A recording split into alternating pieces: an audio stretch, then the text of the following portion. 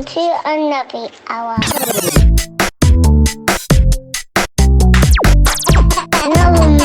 Another hour.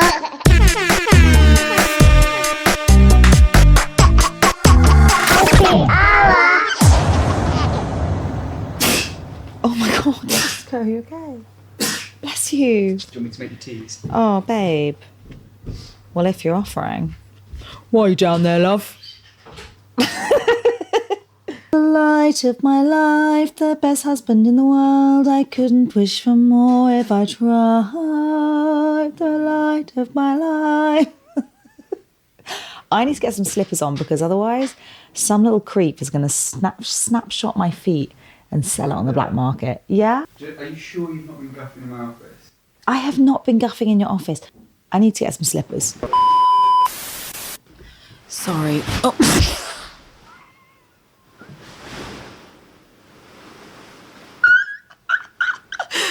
I didn't expect to fold so far forward then. I just expected to like sit, like my knees down, but I really fell. I can't find my slippers anywhere. Filming will resume very soon. Just bear with me. Where's my fucking slippers? I've got one slipper and a pair of socks, so I think I'm just gonna have to make do. I'll wear the socks. You may get the nighttime vibes right now. It is late into the evening, guys. I'm in my comfies. The spot cream has been applied. The hair has been washed. The teeth have actually not been brushed, but I do have peppermint tea there. So basically the same thing. Basically, guys, it is way past my bedtime right now. I was actually fast asleep in bed. I was tucked up and I suddenly woke up in a cold sweat. I was like this. And I realised like, oh no, I must record an episode because the people need to know whether they're an asshole or not. And I shook my husband awake. I was like, Zach, slapped him. Zach, wake up. You need to set me up with the podcast and light the living room for me so I can record this episode. And he was like this. What? Another slap. Babe, get downstairs right now and light this podcast for me. I need to introduce the episode. Bloody hell, I got so distracted with the slippers and the slapping. I don't know where I am. Welcome to Nappy Hour, guys, the place where you... Sorry, a little bit of dust in my throat there. Still there.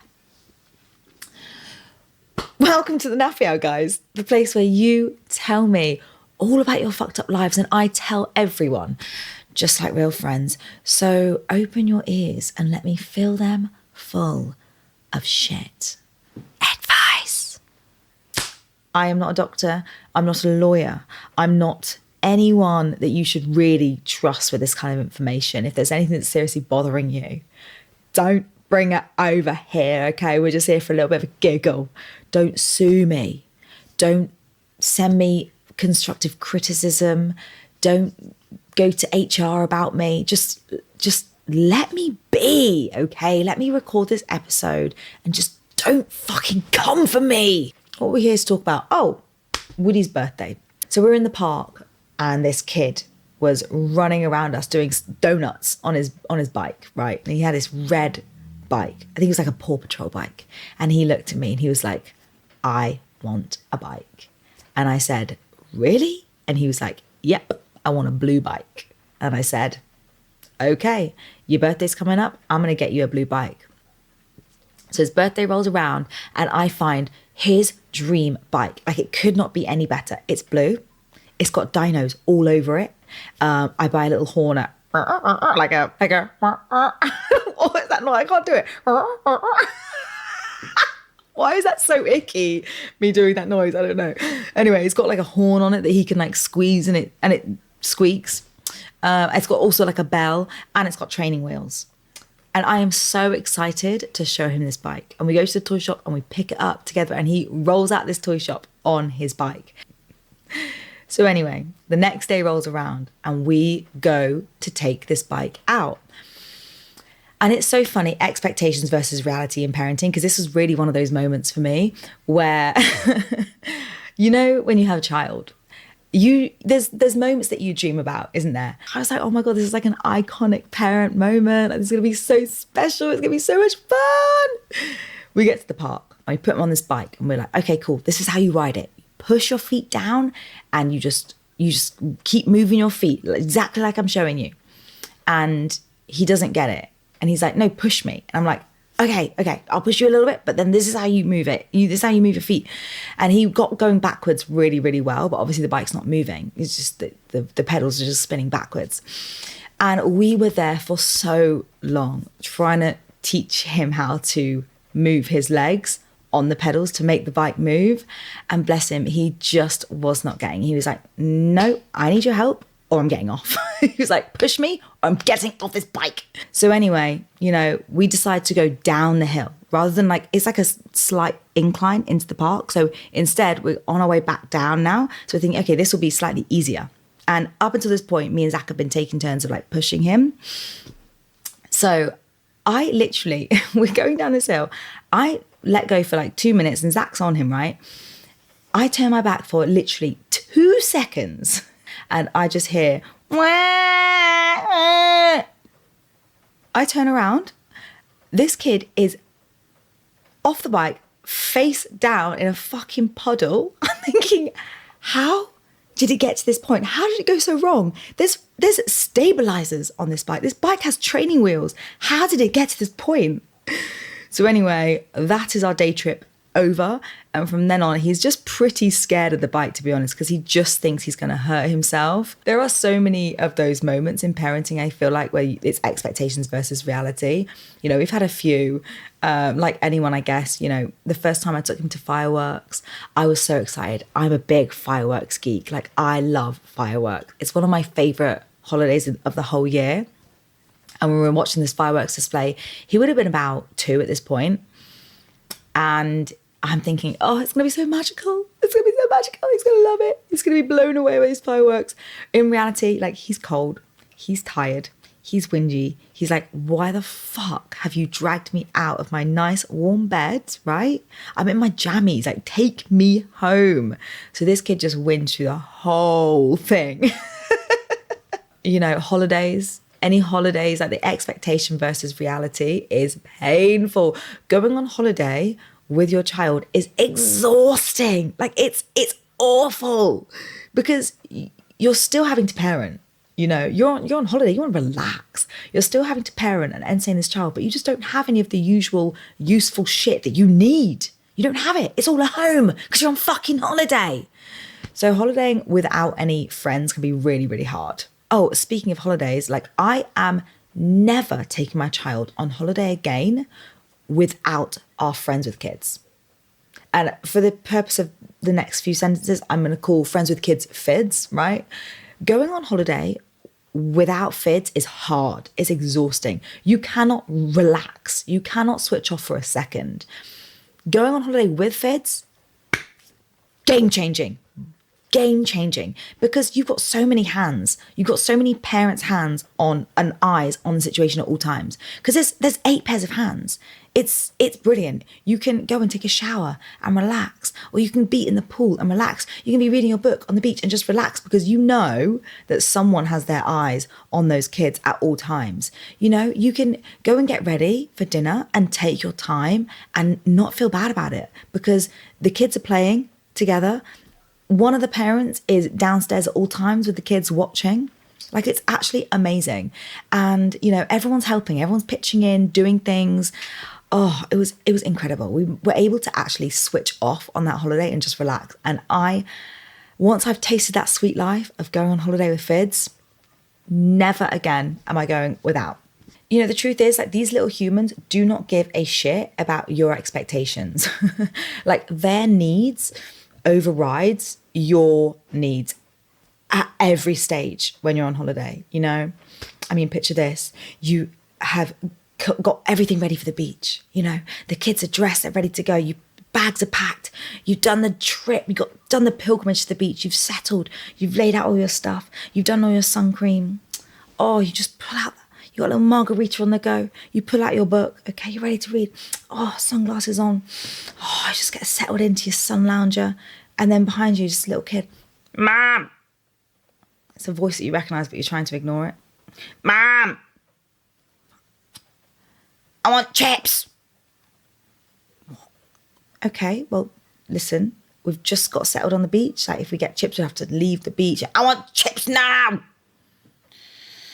Right. Okay. Why is it so embarrassing when your child asks for chips in public? I thought my child would be the one that's asking for like crab linguine or something. No such luck. I want chips and mayo now. Oh my God, you're so embarrassing. Right. Okay, darling. Well, listen, why don't we just hang out at the beach for just a minute?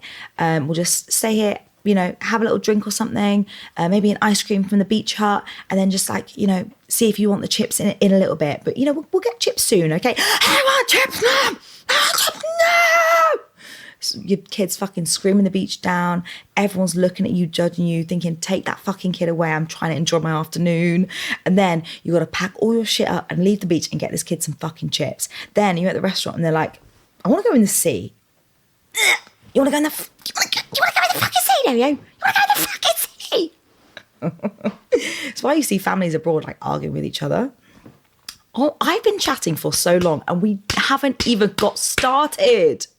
We need to get into it, guys, because you guys are going through some shit as always, okay? It's late into the night. I don't have long left in me, okay? I'm not a night owl. The fact that I'm up right now doing this is astounding. It's astounding. It's dedicated to the cause, okay? So we need to get into it right now. Grab a cuppa, get comfy. Let's get into it, shall we? My child's school has Dress Down Fridays, where the kids can wear their own clothes if they donate £1. I remember it well, Mufty Day. Mufty Day, I think, was the word mufti like a northern thing? Lots of schools just called it non-school uniform day. I'm guessing this... Oh no, she says £1. I thought you were maybe American, because Dress Down Fridays I've never heard, unless it's like an office. I think it's an unnecessary expense, not the donation, but the clothes. And it puts pressure on parents and children to keep up with trends. So I've told my child they won't be participating. My friends are saying my child will feel left out. Am I the asshole? Yes. Listen, mummy, I get what you're trying to say. You know, it's admirable. Yeah, it's admirable. It puts unnecessary pressure. I'm boycotting it. I like your gumption. I like your ethics. And I can tell that you are a good person, you know, to your core. You're a good person. But under no circumstances whatsoever can you allow your child to go into school while the other kids are doing Dress Down Friday. You cannot allow them to go into school in their school uniform. It is social suicide, Mum. We all remember that kid. We all remember that kid on Mufty Day that would come in, they'd forgotten. They'd forgotten, they'd turn up in their fucking school uniform. They'd take their tie off and like unbutton their shirt a little bit, but we all knew. We all fucking knew. Oh, you like walking around in your white shirt, do you? Fucking loser, dweeb, mug. They'd be teased all day. Are you really willing to let your child be bullied? Listen, mummy, if you want your child to be bullied, go ahead. Boycott the Dress Down Fridays. But I just don't think we want that for our child now, do we? If we think about it, do we want to give anyone any excuse to bully our kid? Don't be that mum. I get your protest. I get it, but it's a pointless one. It's like people that boycott flying because, you know, they don't agree with it because of global warming. Like, hun, that plane is taking off. My perky little ass might as well be on it, all right? The plane's taking off. The Dress Down Friday is happening. The Mufti Day is happening whether you participate or not. The only difference with you participating or not is your kid getting bullied. You know, I do get it though, because I remember Mufti Day. Oh, the pressure to look cool. And if that was every Friday, like that would be a lot. I didn't have that many clothes, man. I'd be wearing the fucking same SpongeBob SquarePants t-shirt and baggy jeans with the chain hanging down. Like every fucking Friday, that'd be my outfit. Pink checkered sweatbands. I get it. But you know what, Mum? You're just going to have to get yourself on Vinted and get looking for some cool, cheap clothes for your kid. I'm from Nottingham, right? That's where I grew up. And the Nottingham Vicky Centre in like the shopping mall. It was called Vicky Centre. And there was a shop there, which, what was it called? Anyone from Nottingham, you know the shop I'm talking about. There was basically all these really quite offensive t-shirts that would be like £2 to £5 per t-shirt. And I used to get my t-shirts from there. And one of them was literally like a really tiny writing on the tits. And it was like, if you can read this, you're too close. And another one was, if you think I'm a bitch, then you should meet my mother. And I think I wore that to school one time. It's always jarring, isn't it, when you see someone out of their like uniform and in their civvy clothes. I, worked in gyms, and it was always jarring for me to see someone in their own clothes, because everyone looks good in gym gear. Everyone looks cool in gym gear, especially boys, fit. But then like we'd go out for a drink and I'd see them in their civvy clothes. They'd be wearing, like skinny jeans with a hood rich t-shirt and a waistcoat over the top with like a flat cap. And I'm like, yeah, sure, that's fine. That I just didn't know that was your personality. It's cool and it's brilliant and that's you and awesome, but I just didn't realize that was your personality. Do you know what I mean? Are you the asshole? Yes, you are the asshole if you force your child into this boycott. That is the price you pay for putting your child in a mainstream high school. Sorry to say, but listen, high school is not the time to stand out. Let them blend in and just get through the next couple years unscathed, all right?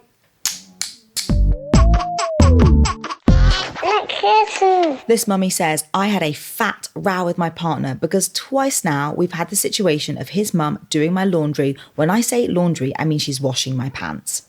I don't mind if she unloads the t-shirts, but she's really old school. So she's not just hanging them out on the washing line. She is taking them out of the dryer and folding them into little parcels one by one to give back to me. And this is just too intimate and embarrassing for me.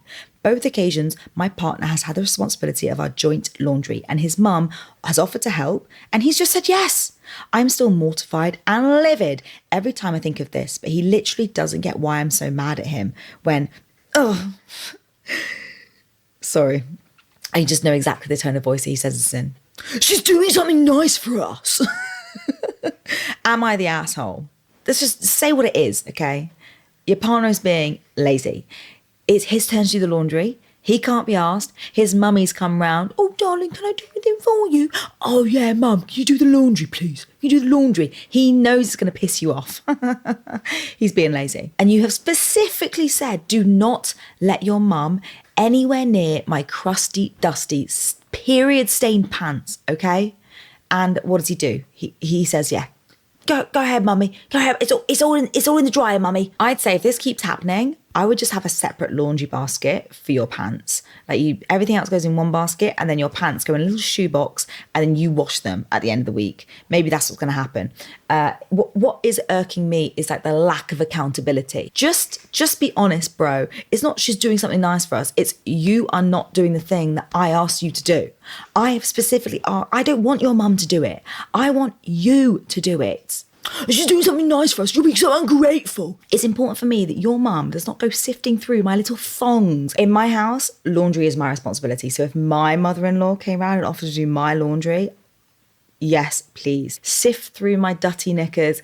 I don't give a shit. Just let me rest. Because laundry is a full-time job. I wonder what it is. Is it like the fact that they are like sexy pants and you find that embarrassing, or is it just like the fact that they're your pants? If you're like conscious of her judgment for wearing sexy pants, then maybe go to Tesco and get yourself some nice baggy granny pants. One thing I will never ever forgive teenage boys for is making me believe that granny pants were not sexy.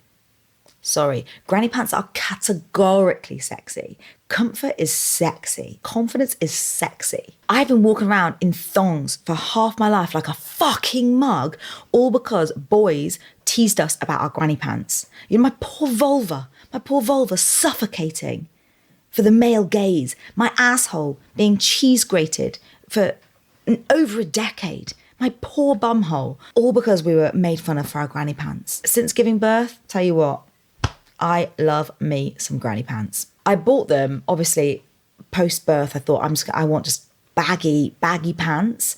And I think that's what happens to all women, actually. When we give birth, we buy these big granny pants and then we realise, like, oh, wait a second.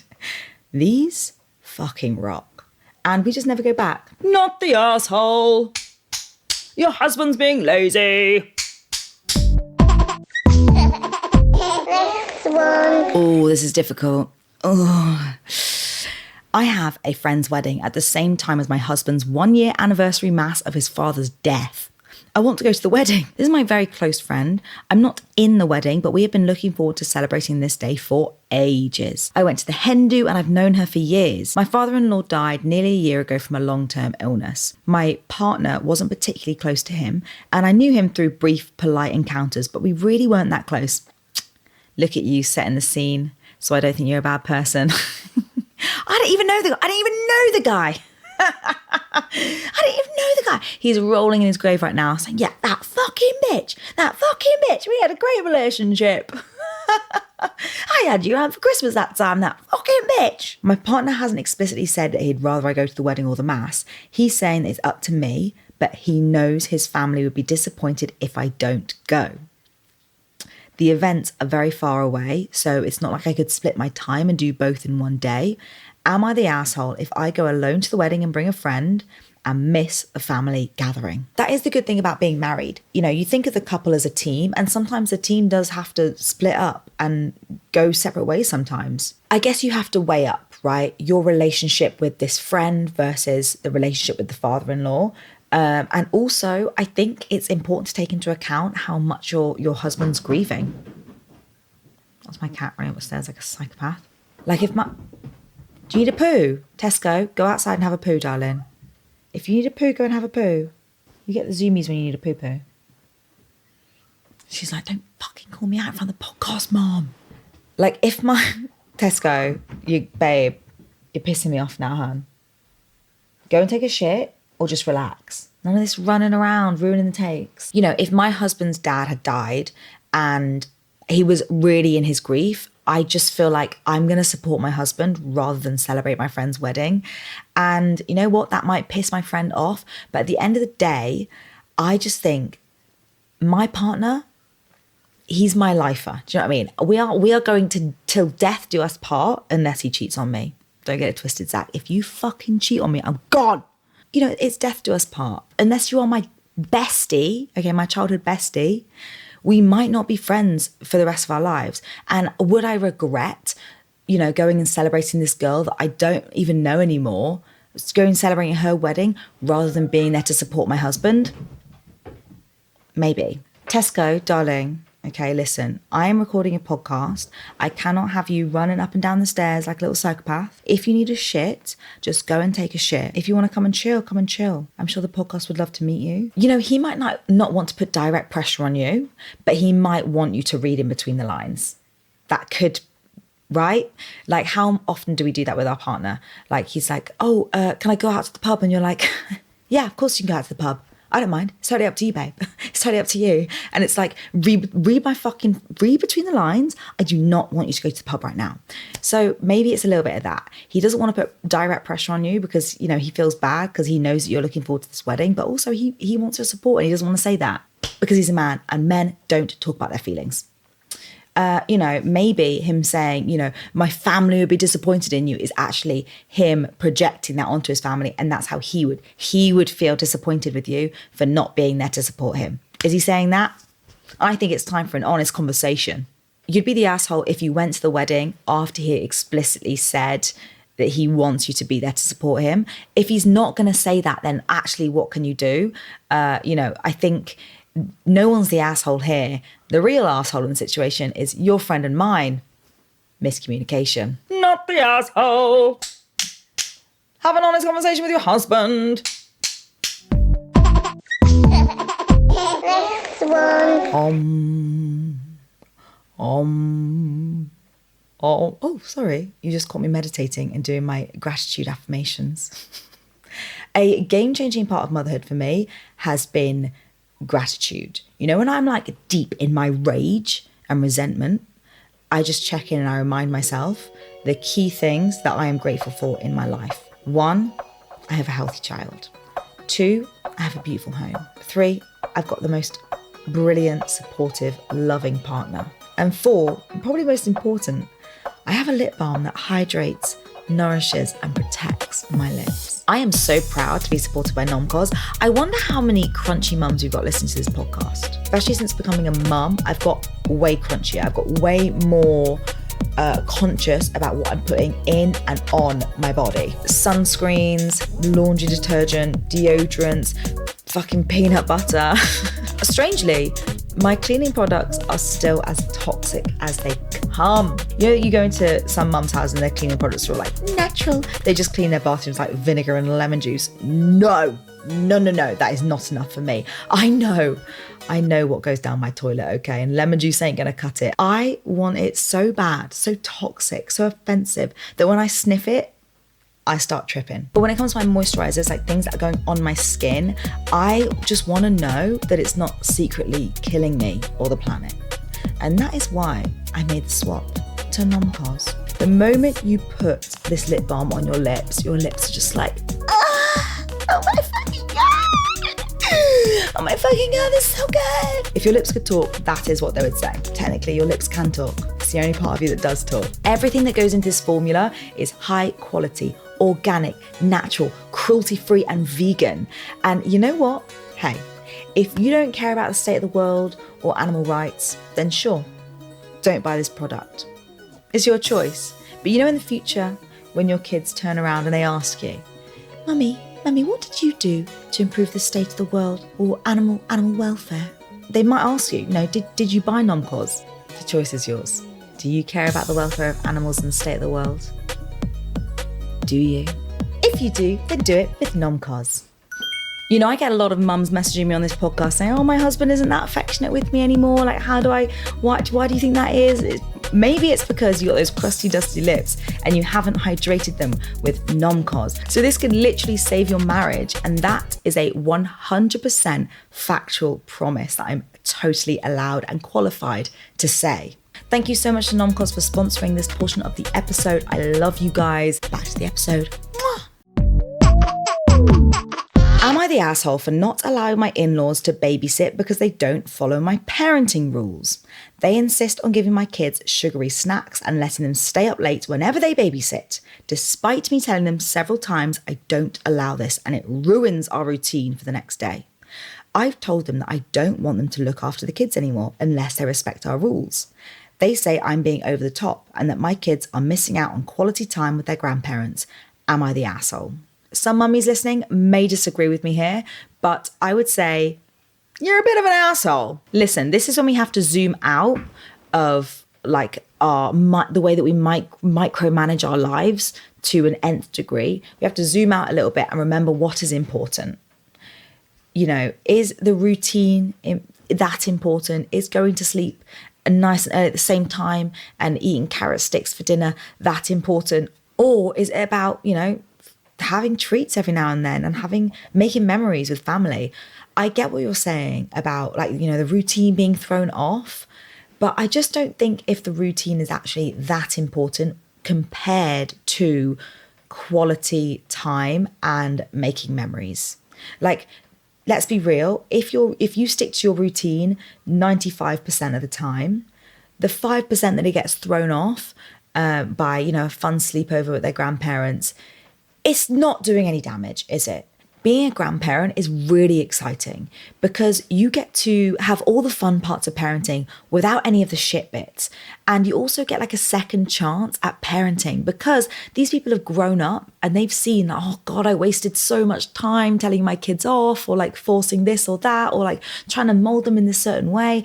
And now they're a grandparent and they get to think, oh, actually, time goes so fast. Life is not about that.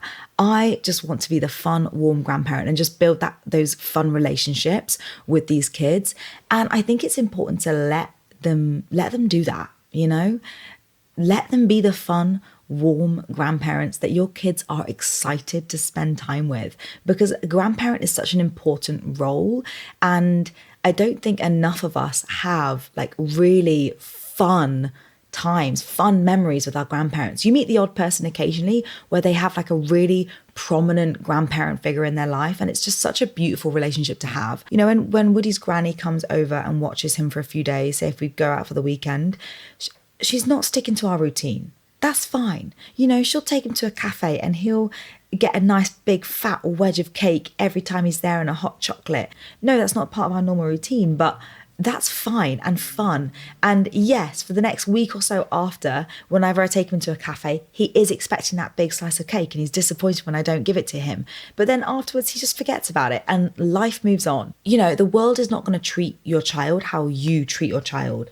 And families are a brilliant way to be able to introduce that people run their families a little bit differently. They learn that different is safe. Different is not unsafe. Different is fine, and different is exciting and new and healthy. If you make everyone follow your parenting rules to a T, you're just going to suck the fun out of people looking after your kid. Don't be that person. Verdict, are you the asshole? A little bit. Next one. Okay, this is our last dilemma, guys. Let's get into it. My husband plays football every Sunday, but now we have a newborn. I need help on weekends. I asked him to skip a few matches to give me a break, and he is saying it's his only downtime and I'm taking that away from him. He called me selfish the last week we spoke about it, and that really hurt me. I feel like I'm sacrificing my whole life. Surely he can sacrifice a few football matches for a couple of weeks. He says I'm being unreasonable and he needs time away from work and family, but I literally have 0 time away from the baby. By the way, at this stage, I don't even want time away from the baby. Am I wrong for thinking these early weeks are meant to be all about family anyway? He's working full time. Why do you need more time away from the baby? FFS. Am I the asshole? This is outrageous. This is outrageous. Excuse me, I've given up my body, okay? I grew this baby, I gave up my body. I gave up my fanny. God knows what kind of birth you had, okay? Some fannies are never the same. I gave up my job, I gave up my social life. And you can't even give up a couple of your football matches. I'm not saying quit, okay? You're still part of the team, but just a couple of weeks, hon. Have you forgotten what I endured? The pregnancy, the nausea, the labour, the contractions, squeezing this baby out my pum-pum. Have you forgotten what I endured to get this baby earthside? And you are complaining about missing a couple football matches. Get it together, man. Get it together. You know, if you want to be petty, if you want to be a petty little bitch, I think what you could do is sit down and establish like how your lives, your day-to-day lives are different pre and post baby. So pre-baby, what did your life look like? You know, you woke up, you went to the gym maybe, you went to work, you came back, you chilled on the sofa, you made dinner, then you went to bed. Post baby, okay, how's your life changed, mummy? Okay, well, yeah, you're up in the night breastfeeding, you wake up, you feel like shit because you've had so much broken sleep. You don't feel like you have time to shower because, you know, if you shower, the baby screams. And then you spend all day sort of at home, like pottering around, like in your jammies, like with sick and poo covered all over you. You don't see your friends because everyone has jobs, no one has babies yet. You feel like really disconnected from society. You don't have any independence and no money. Okay, so babe, how has your life changed? So you wake up, okay, a little bit of broken sleep, obviously, because, you know, the baby's crying and you help me maybe once. But then you go to work, yeah. And then you come back from work and then we make dinner and you go to bed. Okay, interesting. So your life is pretty much, a little bit of change, but pretty much the same. I think it's really important to have things like hobbies and time away from the family once you're in the swing of things. Yeah, like, you know, when your baby's a couple months old and you feel more in the swing of things, you don't need so much help on the weekends, you've got your little routine, maybe, you know, you've made some mum friends and you go to the park with your mum friends or go for a coffee with your mum friends on Saturday morning or something like that, right? When you have that little routine, then cool. It's important to have time away from the family, and I advocate for that hugely. Like me and my husband, we both have hobbies and sports that we do. We leave the family and we go and do that. And I think that is really important for a healthy marriage. But in those early weeks, it all goes to shit. And you know what? Women aren't allowed to exercise for the first 6 to 8 weeks.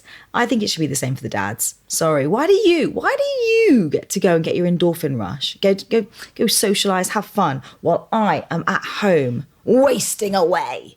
Absolutely not. You are waste away with me on the sofa. Sit your ass down on that sofa, crack the fucking celebrations out, and sit on that sofa with me and watch Coronation Street. Never watched.